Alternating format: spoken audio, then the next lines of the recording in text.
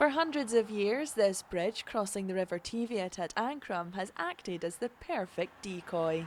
When a local heritage society came across a reference to an earlier medieval bridge, it was by sheer chance they actually managed to find it beneath this one. And as a double whammy, the 14th century remains are the oldest to be scientifically dated in Scotland. Between Hawick and the sea, today there's 24 bridges.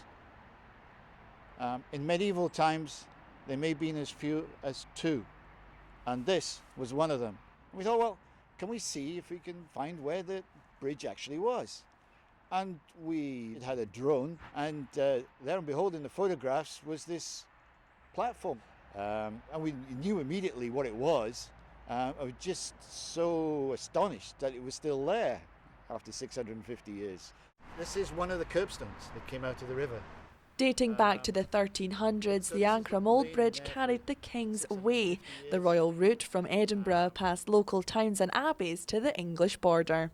Today, its replacement is a fairly quiet crossing, but back in the 15th and 16th centuries, the bridge, which now lies at the bottom of that river below us, was one of the few and most important crossings of the River Teviot. In 1566, it would have been used by Mary, Queen of Scots, on her tour of the borders.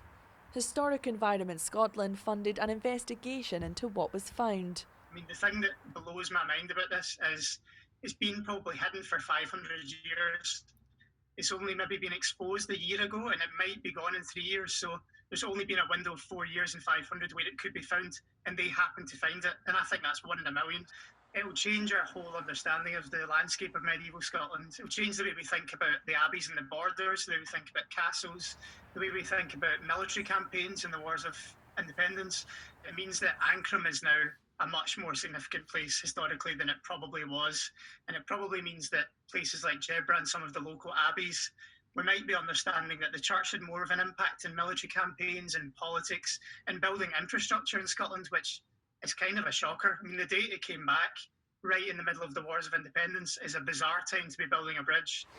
Without the means or funds to take the remains from the water, the Ancrum Heritage Society are in a race against time to gather as much information as possible over the next couple of years, before the Teviot erodes what's left and this ancient relic is lost forever. Claire McNeil, ITV News, Ancrum.